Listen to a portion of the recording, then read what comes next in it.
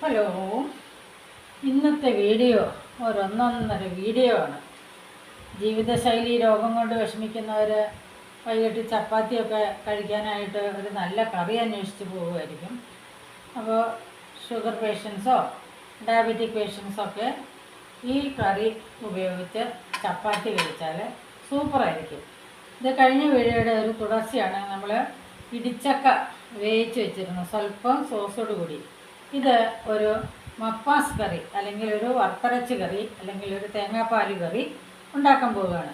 അതിന് വേണ്ടുന്ന ആവശ്യമായ സാധനങ്ങളാണ് ഈ നിങ്ങളെ പരിചയപ്പെടുത്തുന്നത്. ഉപ്പ്, ജിഞ്ചർ ഗാർലിക് പേസ്റ്റ്, ആദ്യമായിട്ട് സവോള ഇടും. സവോള വഴന്നു വരാൻ വേണ്ടി ഉപ്പ് ചേർക്കും. കറിവേപ്പില, ഇത് ഗരം മസാലപ്പൊടി, മല്ലിപ്പൊടി, മുളക് പൊടി, സ്വല്പം മഞ്ഞൾ പൊടി, ജിഞ്ചർ ഗാർലിക് പേസ്റ്റ്. ഇതെല്ലാം ചേർത്ത് വെന്ത് കഴിയുമ്പോൾ അതിനകത്ത് ഒരു കപ്പ് വറുത്ത പതുക്കെ വഴറ്റിയെടുത്ത തേങ്ങയുടെ പാൽ.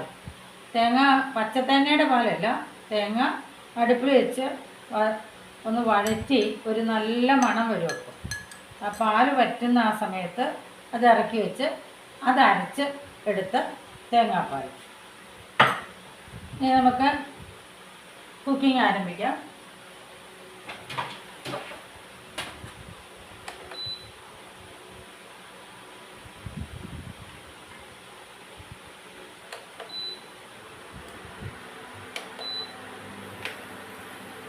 റോസ് പാനിലോട്ട് എണ്ണ ഒഴിക്കുന്നു.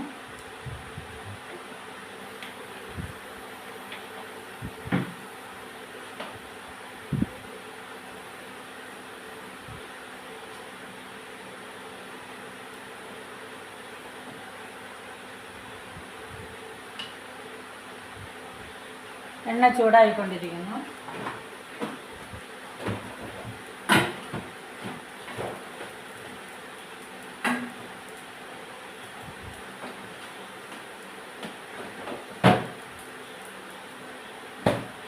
ചൂടായിക്കൊണ്ടിരിക്കുന്ന എണ്ണയിലേക്ക്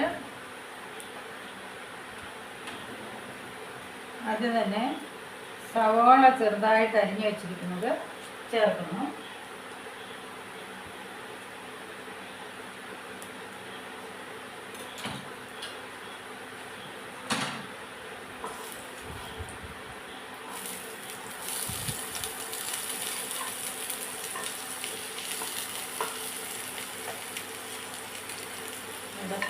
കറിവേപ്പില,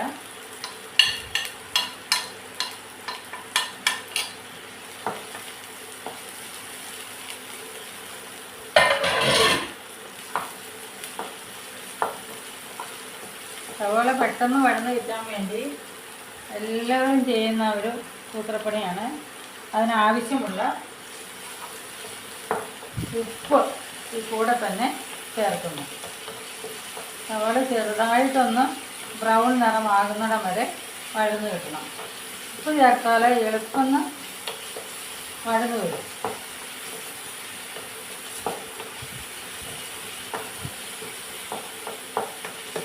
പിന്നെ മുമ്പത്തെ വീഡിയോ നിങ്ങൾ ശ്രദ്ധിച്ചല്ലോ, ഇടിഞ്ചക്ക വെച്ച് തോരനും മെഴുക്കുവരട്ടിയും.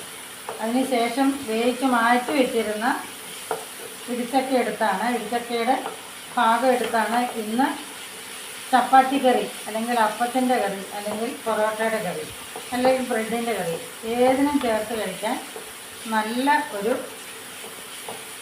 വെജിറ്റബിൾ കറി. ചിലർ ഇതിൻ്റെ കൂടെ ഉരുളക്കിഴങ്ങ് വേവിച്ച് മുറിച്ചിടും. അത് ഇച്ചിരൂടെ ഒരു രുചിയാണ്.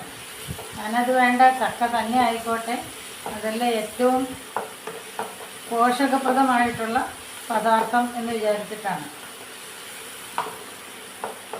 സവോള നന്നായിട്ട് ട്രാൻസ്പെറൻ്റ് ആയി തുടങ്ങി.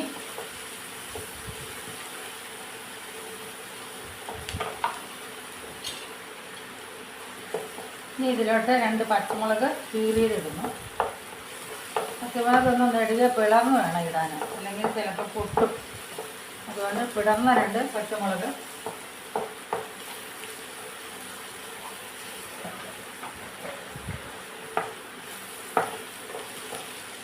മഞ്ഞൾ ചേർത്ത് വേവിച്ചതാണ്, എന്നാലും ഒരു സ്വല്പം മഞ്ഞൾപ്പൊടി.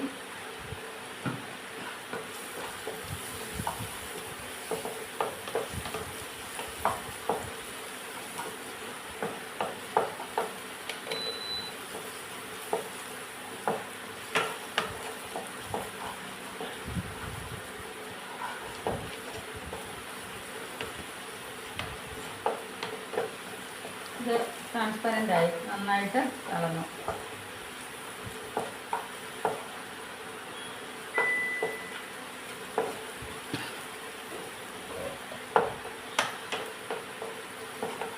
ഇനി ഇതിലേക്ക്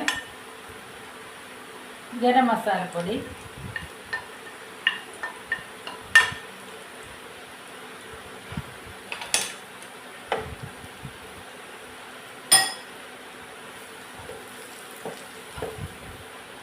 പെരിഞ്ജീരകവും മല്ലിയും ചേർത്ത് വറുത്ത് പൊടിച്ചതാണ്.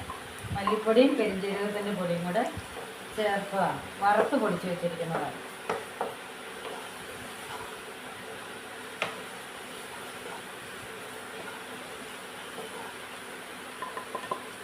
ആവശ്യത്തിന് മുളക് പൊടി.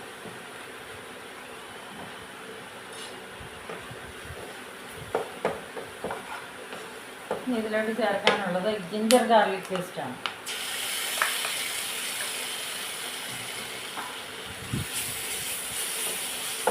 നല്ല മസാലക്കൂട്ടിൻ്റെ മണം വരുന്നുണ്ട്.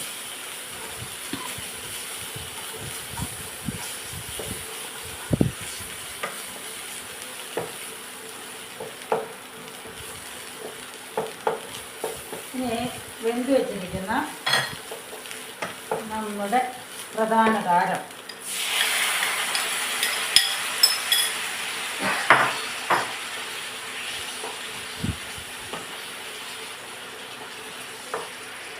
ഇടിച്ചക്ക നല്ല മയത്തിൽ വെന്തിട്ടുണ്ട്. നല്ല മഞ്ഞളൊക്കെ ചേർന്ന് എന്താണ് ചക്കക്കുരുവിൻ്റെ ഒക്കെ പീസസ് കണ്ടോ. ചക്കക്കുരു ഒത്തിരി നല്ലതാണ്. ചക്കക്കുരുവിൻ്റെ ആ ബ്രൗൺ നിറത്തിലുള്ള പാട ക്യാൻസറിന് ഒന്നാന്തരം മരുന്നാണത്.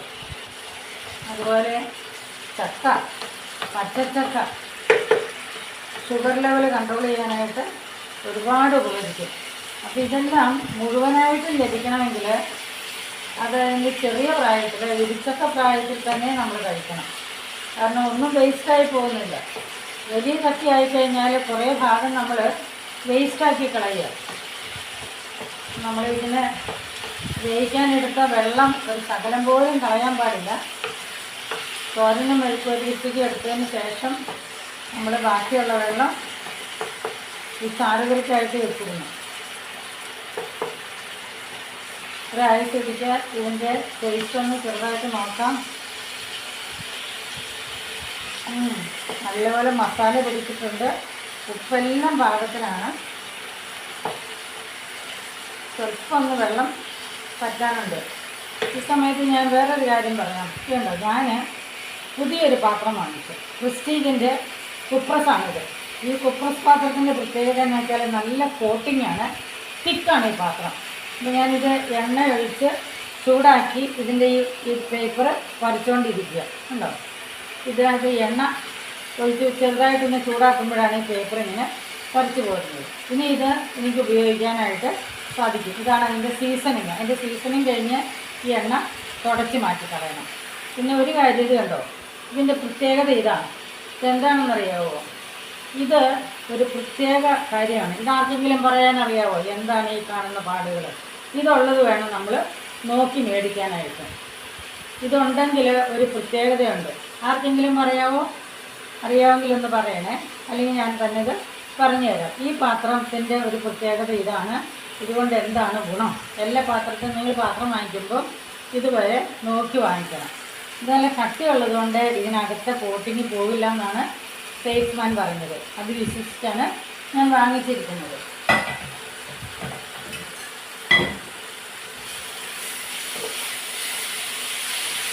അപ്പോൾ ആ വെള്ളം മുഴുവനും വറ്റി ഇനി നമ്മൾ ഇതിലോട്ട് ചേർക്കാൻ പോകുന്നത് ലാസ്റ്റ് ഭാഗം. അത് ചേർത്താൽ പിന്നെ ഇത് നല്ല ഒന്നാം പാലാണ്. തേങ്ങ വാട്ടി അരച്ച് എടുത്ത പാലാണ്. അതുകൊണ്ട് തന്നെ ഇതിനൊരു പ്രത്യേക മണമുണ്ട്. ഇത് ഒഴിക്കുമ്പോൾ അതിനൊരു കളറുമുണ്ട്.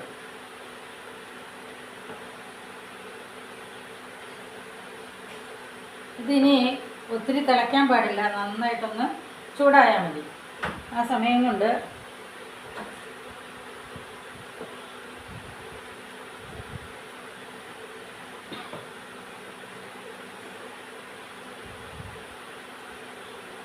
കാണാലോ, നല്ല ഭംഗിയാണ്. ഇനി അടുത്ത പ്രോഗ്രാം എന്ന് പറയുന്നത് ഇതിൻ്റെ കടുക് വറുത്തിടുന്നതാണ്. കടുക് വറുത്തിടുമ്പോൾ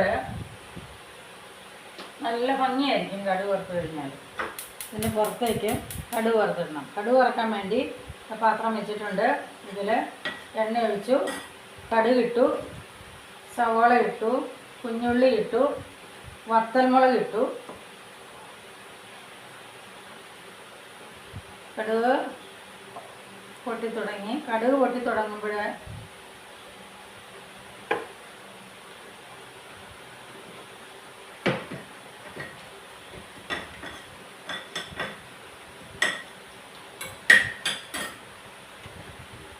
ഒരു സ്വല്പം മുളക് പൊടി, കാശ്മീരി മുളക് പൊടിയാണിത്. ഇതുകൂടി ചേർത്തിട്ട് വേണം വറവിടാനായിട്ട്.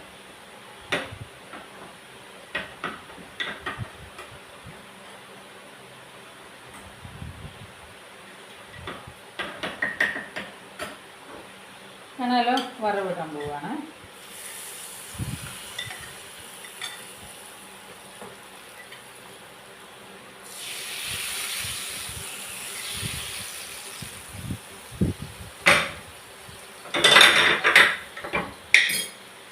നമ്മുടെ കറി ഇപ്പോൾ റെഡി ആയി കഴിഞ്ഞു.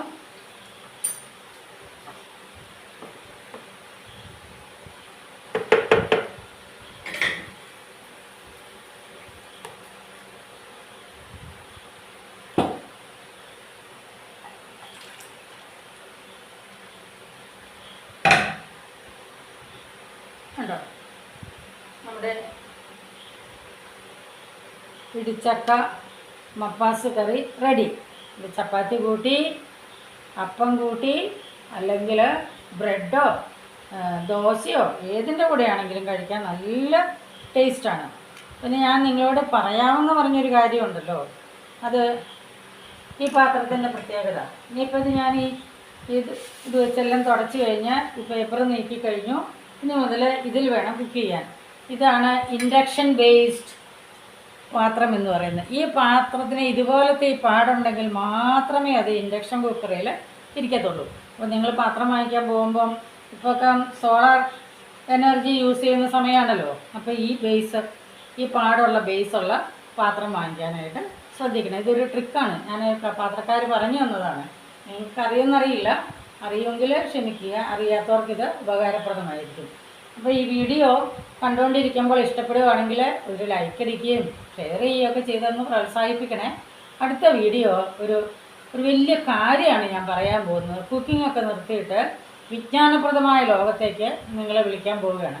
ഓക്കെ, എല്ലാവർക്കും നന്ദി, നമസ്കാരം. എല്ലാവർക്കും നല്ലൊരു ദിനം ആശംസിക്കുന്നു. ദൈവം നിങ്ങളെല്ലാവരെയും നന്നായിട്ട് പ്രാർത്ഥിക്കുകയും നന്നായിട്ട് പ്രവർത്തിക്കുകയും ചെയ്യുന്ന എല്ലാവരെയും ദൈവം നന്നായിട്ട് അനുഗ്രഹിക്കും. അനുഗ്രഹത്തിൻ്റെ പ്രധാന ചാനൽ പ്രാർത്ഥനയും പ്രവർത്തനവുമാണ്. Okay, by.